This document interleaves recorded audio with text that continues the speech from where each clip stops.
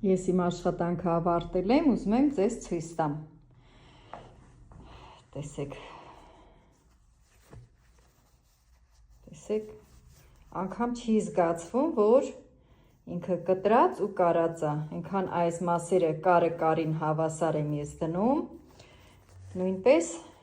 այս մյուս մասը։ Տեսեք։ Այս կարերը պետք է իրար հավասար լինեն։ Ես վրայից այս հենց կարել եմ տալիս, իր երանգի թելով, որ ինքը լավ նստի։ Տեսեք, ինչ սիրուն է ստացվել։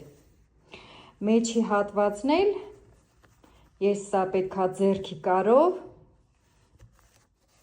կարեմ, որ ինքը սիրուն նստած լինի ու ասենք ժամանակի ընթացքում, երբ որ մարդը ջինսը լվանա, չկախվի, այսպես հետ չգա։ Ձեռքի կարով ես հիմա պետք է այսենց սիրուն կարեմ։ Տեսեք, ինչ սիրուն է ստացվել։ Սա եղավ պահպանումով կարճացումը։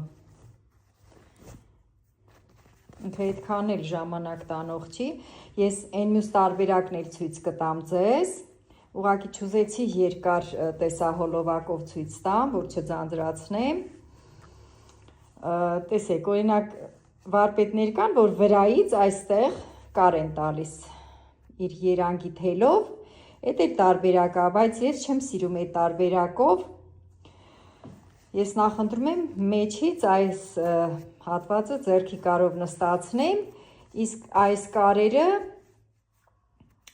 հարթուկով եմ ես լավ նստացրել, որպեսզի իր այդ արտադրական իր ֆիրմային այդ թելը երևա, ջինսի թելը։ Տեսեք, ինչ համաչափ սիրուն կարել եմ։ Իսկ վրայից, որ ստրոճկա է տրվում, մի տեսակ իր այդ նստվածքը ինձ դուր չի գալիս, նստելու ձևը, այսինքն մի տեսակ իմ աչքին հաճելի չի։ Ես նախընտրում եմ այս տարբերակով,